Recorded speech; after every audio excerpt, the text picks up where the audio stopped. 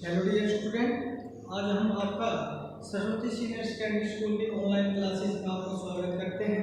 और आज आपका जो 8th क्लास एसएसटी सब्जेक्ट है उसके अंदर आपका जो तीसरा लेसन चला हुआ है जिसका जो टाइटल है वो है civil administration under the British rule. मतलब भारत के अंदर अंग्रेजों ने जिस तरह का प्रशासन जो बनाया था, एडमिनिस्ट्रेशन मतलब प्रशासन, और सिविल प्रशासन जो सेवाओं के रूप में, या जो उन्होंने अपने एक बड़े पार्ट को, इंडिया के बहुत बड़े पार्ट को उन्होंने जब कंट्रोल कर लिया तो उसको एक लॉन्ग टर्म के लिए कंट्रोल करने के लिए उसे एडमिनिस्ट्रेशन होना चाहिए।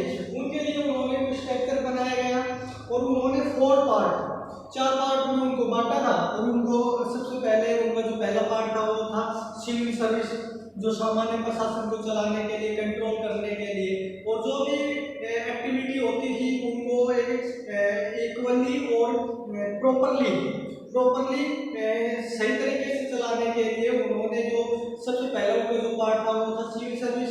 दूसरे नंबर पर उन्होंने जो पार्ट था उनका जो इसके लिए काम करता था वो था आर्मी का।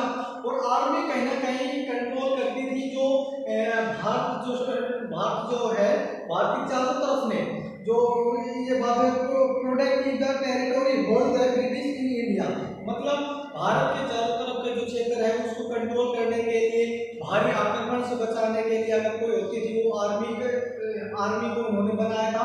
आर्मी को एक ट्रेनिंग देकर, एक बड़े अच्छे तरीके से उनको ट्रेन करके उन्होंने इस चीज को संगठित किया। ठीक है। तीसरे नंबर पे उन्होंने एक और स्ट्रक्चर बनाया था जो था पुलिस का स्ट्रक्चर। अब पुलिस का स्ट्रक्चर किस काम का आता था? Law and order.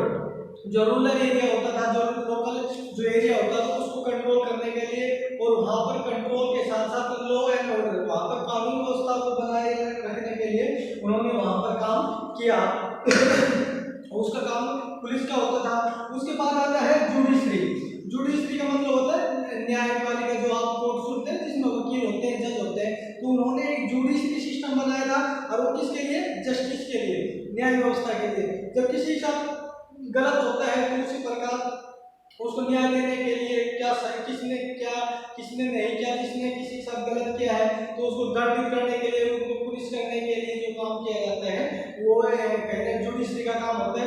ये बिल्कुल स्ट्रक्चर ऐसे होता है जिसका प्रेजेंट टाइम में, जैसे आपने नाम सुना होगा डीसी का, आपने नाम सुना होगा एसपी का, जो आईएएस ऑफिसर होते हैं, आईपीएस ऑफिसर होते हैं। ये प्रशासनिक गतिविधियां या डिस्ट्रिक्ट को कंट्रोल करने के लिए जो काम करते हैं, ये सिविल सर्विस के अधिकारी होते हैं बच्चों। और उसी प्रकार से किसी गांव में शांति बनाने के लिए, कोई किसी गांव के अंदर कोई और प्रॉब्लम क्रिएट ना करे, उसके लिए पुलिस काम करती है। और जब किसी के साथ लड़ाई झगड़े हो जाते हैं तो उनका केस चलता है कहां पर? कोर्ट में, कि जिसने गलत किया है उसको सजा होगी, और जिसके साथ हुआ है, जिसको पीटा गया है, जो पीटने वाला व्यक्ति उसके साथ सही किया जाए, न्याय किया जाए, उसके लिए जुडिशरी। तो इसी प्रकार के स्ट्रक्चर सबसे पहले जो ब्रिटिश इंडिया की अगर बात करते हैं तो भारत में अंग्रेजों के समय इस तरह का प्रशासनिक व्यवस्था डेवलपमेंट की गई थी। और इसी के चलते साथ साथ उन्होंने सबसे पहले जो पहला जो इसके 4 पार्ट थे उसमें सबसे पहले जो आया था वो था सिविल सर्विस। और सिविल सर्विस की जब बात करते हैं तो भारत में सबसे पहले सिविल सर्विस को एस्टैब्लिश किया गया, जो स्थापित किया गया था वो लॉर्ड कॉर्नवालिस के द्वारा किया गया था। कब? 1793 में, 1793 में किया गया था। किसको? आईसीएस को, मतलब Indian civil service. Indian civil service को सबसे पहले लॉर्ड कॉर्नवालिस ने 1793 में एस्टैब्लिश किया, स्थापित किया गया। और साथ साथ इसका जो काम था वो ये था कि यहाँ पर जो अंग्रेज हैं उसको, ये यहाँ पर जो कंट्रोल कर रहे हैं उसको अच्छे तरीके से, और जो यहाँ के अधिकारी हैं, जिस तरह के यहाँ पर जो ब्रिटिश जो ऑफिसर है उनको अच्छे तरीके से कंट्रोल करके और सुचारू रूप से एक सीक्वेंस में, और जो वर्क है वो प्रॉपरली चलता रहे, इसके लिए उन्होंने ये सिविल सर्विस की परीक्षा है या सिविल सर्विस की व्यवस्था की गई थी सर्विस की। 1881 में लॉर्ड कॉर्नवालिस ने एक फोर्ट विलियम बच्चों एक कॉलेज था, और इसमें हायर एजुकेशन है उसकी जो पढ़ाई थी वो करवाई जाती थी। और हायर एजुकेशन की पढ़ाई करने के साथ साथ ये कहीं ना कहीं जो मॉडर्न एजुकेशन सिस्टम है उसके अनुसार बनाने वाला, अकॉर्डिंग टू मॉडर्न एजुकेशन अनुसार उन्होंने फोर्ट विलियम कॉलेज की स्थापना 1801 में लॉर्ड वेल्लेली ने की थी। और कहाँ पर ये है? कलकत्ता के अंदर की गई थी। लेकिन एक लंबे समय तक भारत के अंदर जो इंडियन थे उनको सिविल सर्विस की परीक्षा देने के लिए उनसे वंचित किया गया।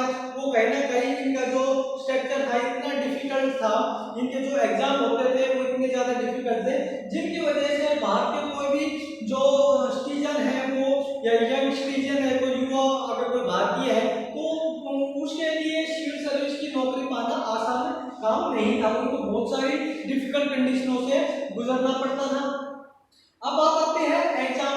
जब सिविल सर्विस की जो परीक्षा दी जाती थी वो भी बड़ी डिफिकल्ट थी, और जो थी उसके लिए सबसे पहले उनको लिखित परीक्षा का फेस करना पड़ता था। और इनके साथ साथ एक चीज और थी, 1858 के बाद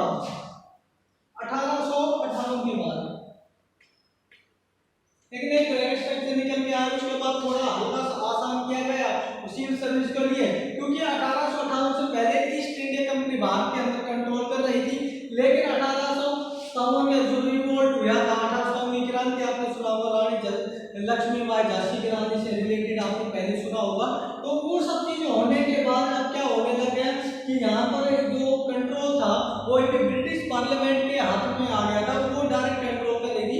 इससे पहले जो था, अगर बात करते हैं इस समय की या इस टाइम की बात करते हैं, तो इस टाइम जो कंट्रोल किया जाता था वो ईस्ट इंडिया कंपनी करती थी, लेकिन अब कौन कर रही है? ब्रिटिश पार्लियामेंट वहां से। लेकिन अब बात ये आती है कि जो आईसीएस की जो परीक्षा है, जो आईसीएस बोलते हैं, उसमें डिफिकल्ट क्या था?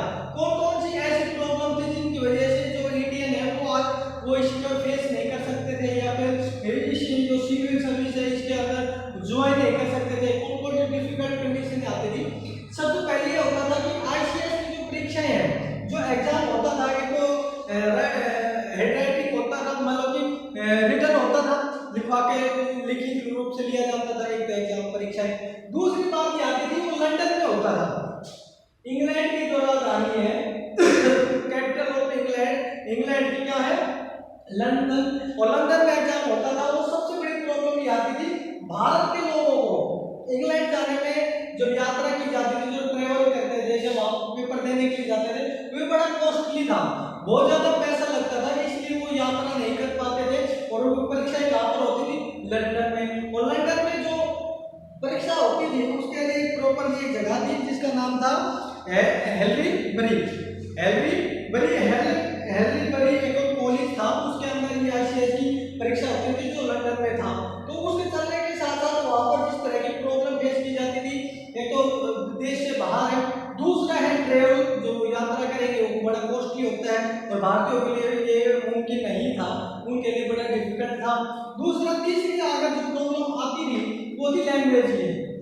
जो आईसीएस की परीक्षा होती थी वो इंग्लिश लैंग्वेज थी, उनका जो मीडियम था वो इंग्लिश मीडियम था, और भारतीयों के लिए ये एक फॉरेन लैंग्वेज थी, एक विदेशी भाषा थी। और क्योंकि भारत के लोगों को अपने क्षेत्र की या अपने देश की ही भाषा बोल सकते थे, ठीक है, इसलिए जो इंग्लिश लैंग्वेज है, जो फॉरेन लैंग्वेज है, वो एक बड़ी प्रॉब्लम होती थी, और जिसकी वजह से वो एग्जाम नहीं दे पाते थे। इस तरह की सहूलियत, इस तरह की फैसिलिटी उनके पास नहीं थी कि इस लैंग्वेज को वो आसानी से सीख सके, जिसकी वजह से वो जो परीक्षा है उसको, जो एग्जाम है उसको क्लियर कर सके, और सिविल सर्विस की जो एग्जाम है उसको वो फाइट कर सके।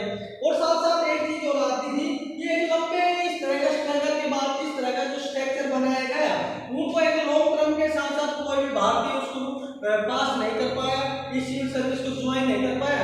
लेकिन एक व्यक्ति हुए सत्येंद्रनाथ टैगोर, जो आपने रविंद्रनाथ टैगोर का नाम सुना होगा, जिन्हें भारतीय राष्ट्रीय नेशनल एंथम गाया, जिनको लिखा था जनगणमन, रविंद्रनाथ टैगोर, उनके भाई थे सत्येंद्रनाथ टैगोर।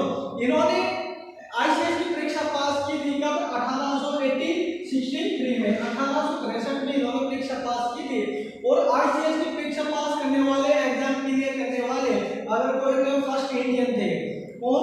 सत्येंद्रनाथ टैगोर, को फर्स्ट एग्जाम या पहली बार इन्होंने ये एग्जाम क्लियर किया था आईसीएस की 1863 में। और 1863 के बाद ये 1864 में 1864 में 1864 में इन्होंने अपनी ट्रेनिंग की। ट्रेनिंग होने के बाद इनकी जो पहली पोस्टिंग है वो कहाँ पर हुई? मुंबई में। तो एक लॉन्ग टर्म के बाद जो इंडिया ने उनके साथ जिस तरह का ये सिविल सर्विस का भारत में कंट्रोल करने के लिए जो उसने सिविल एडमिनिस्ट्रेशन के लिए उन्होंने 4 स्टेप लिए थे, उनमें से जो पहला स्टेप जो nature of the British administration मतलब कि उसका स्वरूप क्या था, किस प्रकार अलग अलग पार्टों में बांट के भारत को पॉलिटिकल रूप से और एडमिनिस्ट्रेशन के रूप से कंट्रोल करने के लिए किस तरह का स्ट्रक्चर भारत में डेवलपमेंट किया था। और उनमें से सबसे पहले सिविल सर्विस को आज हमने पढ़ा और जाना कि किस तरह की पॉलिसी अपना के भारत में सिविल सर्विस आईसीएस की परीक्षाओं का या आईसीएस परीक्षा किस प्रकार भारतीयों के लिए डिफिकल्ट थी और किस बेनिफिट लेने के लिए, कौन सा ऐसा लाभ कमाने के लिए या कौन सा ऐसा क्या रीजन था जिसके चलते इन्होंने आईसीएस की परीक्षा को लागू किया गया था, जो सिविल सर्विस है इसको लागू किया गया। तो बच्चों आज के लिए आपका ये पार्ट इतना ही और इसके अंदर हम देखेंगे कि किस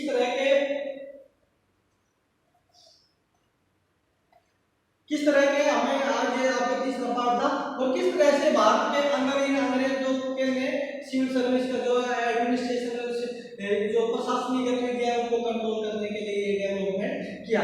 तो भाई बच्चों आज के सरस्वती सीनियर सेकेंडरी स्कूल का यूट्यूब चैनल है, आप उसको लाइक करेंगे, सब्सक्राइब करेंगे और ऑनलाइन क्लासेस की आपके लिए जो फैसिलिटी दी गई है आप इसका बेनिफिट उठाएंगे और आपके पास जो वर्कशीट आती है उसके द्वारा है आप जो आपका सिलेबस है उसको आप अपने नोटबुक में भी कंप्लीट